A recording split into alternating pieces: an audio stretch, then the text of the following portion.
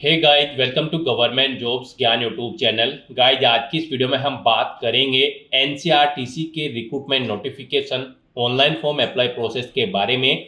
Last date की update है, केवल एक दिन शेष रह गया है। आप जल्द से जल्द अपने फॉर्म अप्लाई कर ले। अंतिम मौका है आपके पास अगर आप एनसीईआरटी में यहाँ पर अपना करियर बनाना चाहते हैं। जी हाँ दोस्तों, राष्ट्रीय राजधानी क्षेत्र परिवहन निगम limited, national capital region transport corporation limited NCERT ने यहाँ पर junior engineer, junior maintainer, programming associate और असिस्टेंट के खाली पदों को भरने के लिए नोटिफिकेशन रिलीज किया हुआ है।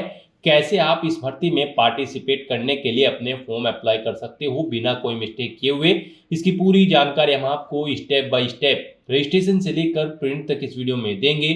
बस आपको इस वीडियो को स्किप के बिना शुरू से लेकर एंड तक देखना है। उसके बाद वीडियो पसंद आए तो इसे लाइक और शेयर कर दें। चैनल पर नए हो तो इसे सब्सक्राइब कर लें। साथ ही साथ आपको फॉर्म अप्लाई करते हुए जो भी प्रॉब्लम फेस हो रही है उन सभी का हल आपको इस वीडियो में मिल जाएगा।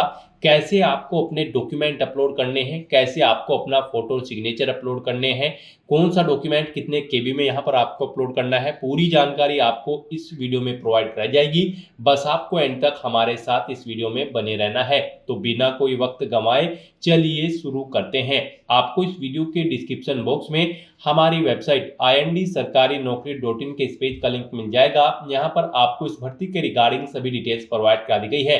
National capital region transport corporation NCERT ने junior engineer, programming associate, assistant और जूनियर मेंटेनर के खाली पदों को भरने के लिए नोटिफिकेशन रिलीज किया हुआ है। आप 24 अप्रैल 2025 तक अपने फॉर्म अप्लाई कर सकते हो।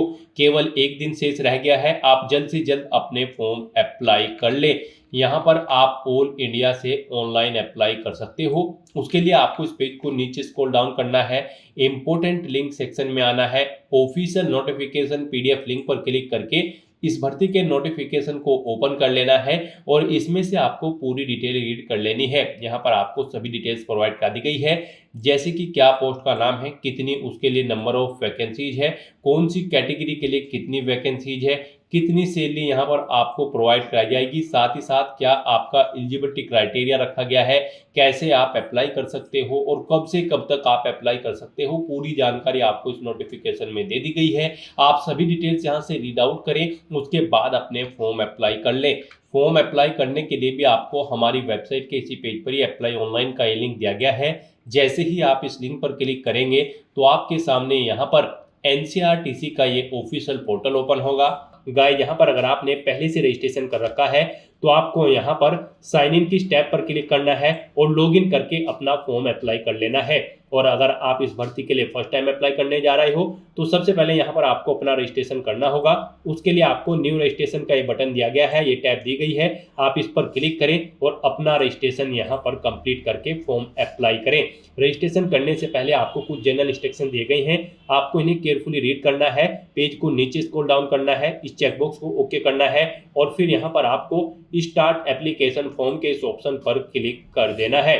उसके बाद यहाँ पर आपके रजिस्ट्रेशन का फॉर्म ओपन हो जाएगा। उसके लिए यहाँ पर सबसे पहले आपको अपना मोबाइल नंबर एंटर करना है। उसके बाद आपको सेंड ओटीपी के इस ऑप्शन पर क्लिक करना है। उसके बाद आपके रजिस्टर्ड मोबाइल नंबर पर एक ओटीपी जाएगा। वो ओटीपी आपको यहाँ पर एंटर करके अपना मोबाइल नंबर वेरीफाई कर लेना है। मोबाइल नंबर वेरीफाई करने के बाद यहाँ पर आपको अपनी ईमेल आईडी एंटर करनी है और उसके लिए भी अब यहाँ पर आपको सेंड ओटीपी के ऑप्शन पर क्लिक करना है। फिर आपकी ईमेल आईडी पर एक ओटीपी जाएगा, वो ओटीपी भी आपको यहाँ पर वेरीफाई कर लेना है। ईमेल आईडी वेरीफाई करने के बाद आपके सामने यहाँ पर आपका फॉर्म स्टार्ट हो जाएगा रजिस्ट्रेशन का। यहाँ पर आने के बाद आपको अपनी पर्सनल डिटेल प्रोवाइड करनी है।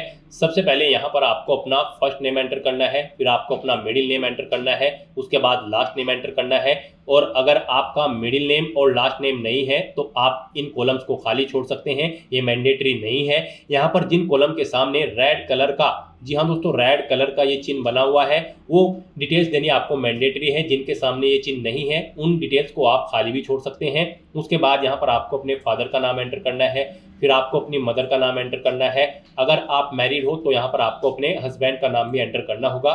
उसके बाद यहाँ पर आपको अपना जेंडर सिलेक्ट कर लेना है, फिर आपको पोस्ट सेलेक्ट करनी है, आप जिस पोस्ट के लिए अप्लाई करना चाहते हैं। यहाँ पर आप अपनी चॉइस के अकॉर्डिंग कोई भी पोस्ट सेलेक्ट करें। Junior engineer, programming associate, assistant HR, assistant corporate hospitality और या फिर जूनियर मेंटेनर। और आप अपनी चॉइस के अकॉर्डिंग यहाँ पर कोई भी पोस्ट सेलेक्ट करें। हम आपको जूनियर इंजीनियर सिविल की पोस्ट के लिए अप्लाई करके दिखा रहे हैं, बाकी सब पोस्ट के लिए भी सेम ऐसे ही अप्लाई होगा, बस यहाँ पर एजुकेशनल क्वालिफिकेशन में चेंज होगा पोस्ट वाइज। उसके बाद यहाँ पर आपको अपनी नेशनलिटी सिलेक्ट कर लेनी है, फिर आपको अपनी कैटेगरी सिलेक्ट करनी है। उसके बाद यहाँ पर आपसे पूछा गया कि क्या आप ई एक सर्विसमैन हैं, अगर हैं तो यस करें और फिर यहाँ पर आप उसकी डिटेल दें, जैसे कि आपकी ज्वाइनिंग डेट, डिस्चार्ज डेट। और अगर आप नहीं हैं यहाँ पर एक सर्विसमैन तो आपको नो ऑप्शन सेलेक्ट करना है। फिर यहाँ पर आपको अपनी डेट ऑफ बर्थ सेलेक्ट कर लेनी है। उसके बाद आपको अपनी एग्जाम सिटी की प्रेफरेंस यहाँ पर देनी है, यानी कि एग्जामिनेशन सेंटर आप कहाँ पर चाहते हैं, आप अपनी चॉइस के अकॉर्डिंग यहाँ पर ऑप्शन सेलेक्ट करें। 3 ऑप्शन आपको दिए गए हैं, आप अपनी चॉइस के अकॉर्डिंग ऑप्शन सेलेक्ट करें। जिसे आप फर्स्ट नंबर पर प्रेफरेंस देना चाहते हैं उसे आप फर्स्ट नंबर पर सिलेक्ट करें, जिसे सेकंड थर्ड पर देना चाहते हैं उसे आप सेकंड थर्ड पर यहाँ पर सिलेक्ट कर लें। उसके बाद यहाँ पर गाइज आपको अपना कोरोस्पोंडेंस एड्रेस एंटर करना है। यहाँ पर आप अपना एड्रेस एंटर करें, हाउस नंबर, विलेज। उसके बाद यहाँ पर आप अपना स्टेट सेलेक्ट करें। उसके बाद यहाँ पर आपको अपना डिस्ट्रिक्ट सेलेक्ट करना है। फिर यहाँ पर आपको अपना पिन कोड देना है और उसके बाद यहाँ पर आपको अपना परमानेंट एड्रेस एंटर कर देना है। और अगर आपका परमानेंट एड्रेस आपके कोरोस्पोंडेंस एड्रेस के अकॉर्डिंग सेम है तो आप इस चेकबॉक्स को ओके कर दें। ऑटोमेटिकली आपका परमानेंट एड्रेस आपके कोरोस्पोंडेंस एड्रेस के अकॉर्डिंग फिल हो जाएगा। फिर यहाँ पर आपको ये कैप्चा कोड इस बॉक्स में एंटर करना है, चेकबॉक्स को ओके करना है और फिर आपको सबमिट के इस ऑप्शन पर क्लिक कर देना है। उसके बाद आपकी सभी डिटेल्स लॉक कर दी जाएगी। आप इन्हें केयरफुली चेकआउट करें, कहीं पर कोई मिस्टेक है तो आप एडिट डिटेल्स ऑप्शन पर क्लिक करके एडिट कर लें, नहीं तो यहाँ पर बस अब आपको कंफर्म डिटेल्स इस ऑप्शन पर क्लिक कर देना है। इस तरह से यहाँ पर आपका ऑनलाइन रजिस्ट्रेशन प्रोसेस कंप्लीट हो चुका है। आपको एक एप्लीकेशन नंबर प्रोवाइड करा दिया गया है, आपको इसे केयरफुली नोट डाउन करके रख लेना है फ्यूचर यूज के लिए। और यहाँ पर बस अब आपको सेव एंड प्रोसीड नेक्स्ट इस ऑप्शन पर क्लिक कर देना है। नेक्स्ट यहाँ पर आपका एप्लीकेशन फॉर्म स्टार्ट हो चुका है। अब यहाँ पर आपको अपनी एजुकेशनल क्वालिफिकेशन की डिटेल प्रोवाइड करानी है। गाइस यहाँ पर हम आपको जूनियर इंजीनियर सिविल की पोस्ट के लिए अप्लाई करके दिखा रहे हैं। इसके लिए आपके पास 3 साल का डिप्लोमा होना चाहिए सिविल इंजीनियरिंग का, और बाकी की पोस्ट के लिए जो भी क्वालिफिकेशन रिक्वायर्ड है वो आप यहाँ से ऑफिशियल नोटिफिकेशन में से चेकआउट कर सकते हो और इनके अकॉर्डिंग आपको अपनी क्वालिफिकेशन की डिटेल यहाँ पर प्रोवाइड करानी है। यहाँ पर फॉर्म सभी पोस्ट का सेम भरा जाएगा, बस क्वालिफिकेशन सेक्शन में चेंज होगा। जिस पोस्ट की जो क्वालिफिकेशन रिक्वायर्ड है वो क्वालिफिकेशन आपको देनी होगी। यहाँ पर एजुकेशनल क्वालिफिकेशन के इस सेक्शन में सबसे पहले तो देनी है आपको अपनी 10वीं क्लास की डिटेल। यहाँ पर आप अपने बोर्ड का नाम एंटर करें। उसके बाद यहाँ पर आप पासिंग ईयर सेलेक्ट करें, कब आपने अपनी 10वीं क्लास पास आउट की है। उसके बाद यहाँ पर आपको अपने मार्क्स की परसेंटेज एंटर कर देनी है, कितने % मार्क्स आपने ऑब्टेन किए हैं। फिर यहाँ पर आपको अपनी 12वीं क्लास की डिटेल देनी है, यहाँ पर भी आपको बोर्ड का नाम देना है। फिर आपको पासिंग ईयर सेलेक्ट कर लेना है, कब आपने अपनी 12वीं क्लास पास आउट की है।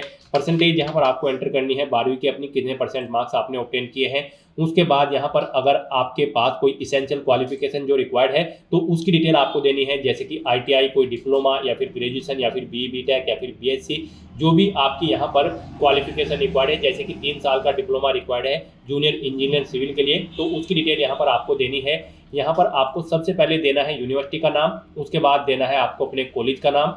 फिर यहाँ पर आपको अपनी क्वालिफिकेशन सेलेक्ट कर लेनी है, क्या है आपके पास 3 साल का डिप्लोमा है सिविल इंजीनियरिंग का या फिर BE BTech की डिग्री आपने या फिर BSc इंजीनियरिंग में कर रखी है सिविल इंजीनियरिंग में। यहाँ पर आपकी पोस्ट के अकॉर्डिंग आपको ऑप्शन शो कर दिए जाएंगे, आप ऑप्शन सेलेक्ट करें। पासिंग ईयर सेलेक्ट करें, किस ईयर में आपने पास आउट की है। उसके बाद यहाँ पर आपको अपनी परसेंटेज देनी है, आपकी इस जो इसेंशियल क्वालिफिकेशन है इसमें आपने कितने % मार्क्स ऑब्टेन किए हैं। उसके बाद अगर आपने पोस्ट ग्रेजुएशन कर रखी है तो उसकी डिटेल भी आप सेम ऐसे ही यहाँ पर प्रोवाइड करा सकते हैं।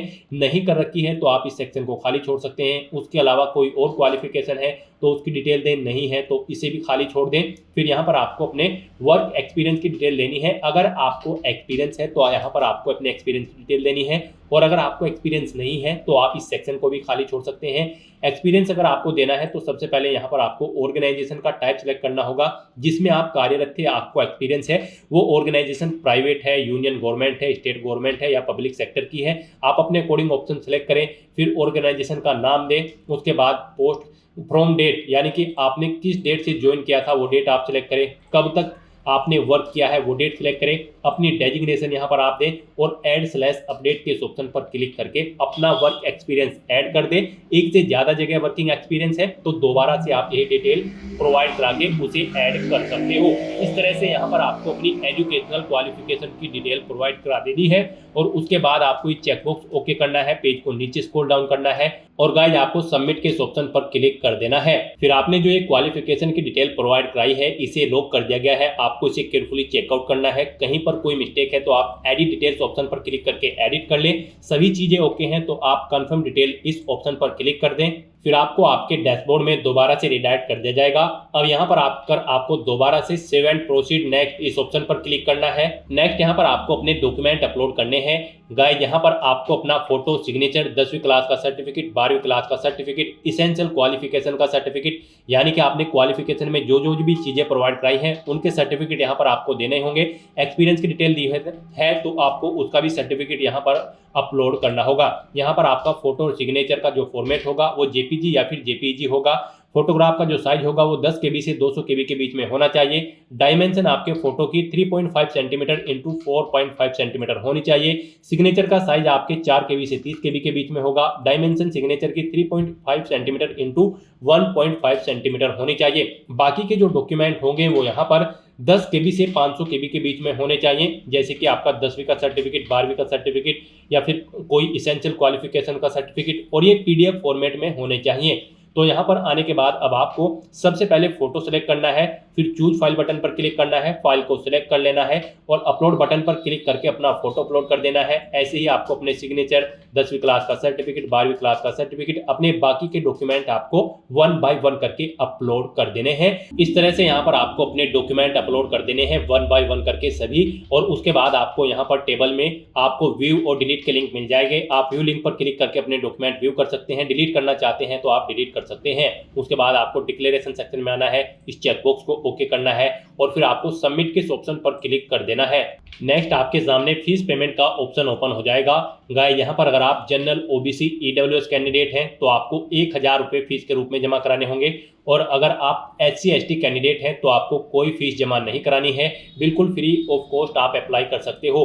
यहाँ पर फीस का अमाउंट आप debit card, credit card, net banking fee या UPI के माध्यम से कर सकते हो। तो यहाँ पर आने के बाद आपको CC एवेन्यू के ऑप्शन को क्लिक करना है, इस चेकबॉक्स को ओके करना है और आपको प्रोसीड फॉर पेमेंट आपको इस ऑप्शन पर क्लिक कर देना है। यहाँ पर आप अपने एप्लीकेशन फॉर्म का प्रिंट आउट भी ले सकते हो। आप प्रिंट फॉर्म ऑप्शन पर क्लिक करके अपने एप्लीकेशन फॉर्म का एक प्रिंट आउट भी ले सकते हो। तो यहाँ पर अब आपको प्रोसीड फॉर पेमेंट इस ऑप्शन पर क्लिक करना है फीस पेमेंट करने के लिए। नेक्स्ट यहाँ पर आपको अपना फीस पेमेंट करना है।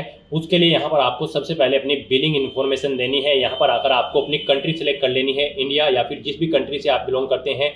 उसके बाद आप debit card, net banking, wallet या फिर UPI के माध्यम से अपना फीस पेमेंट कर सकते हो। UPI ID के थ्रू अगर आप अपना फीस पेमेंट करना चाहते हैं तो इस बॉक्स में आप अपनी UPI ID एंटर करें और अपना फीस पेमेंट कर दें। और अगर आप QR कोड के थ्रू फीस पेमेंट करना चाहते हैं तो यहाँ पर शो QR कोड के इस ऑप्शन पर क्लिक करके आपको एक QR कोड जनरेट कर लेना है और इसे स्कैन करके अपना फीस पेमेंट कर देना है। सक्सेसफुली फीस पेमेंट करने के बाद आपका एप्लीकेशन फॉर्म सबमिट हो जाएगा। उसके बाद आपको अपने एप्लीकेशन फॉर्म का एक हार्ड कॉपी प्रिंट आउट ले लेना है फ्यूचर यूज के लिए, फ्यूचर रेफरेंस के लिए।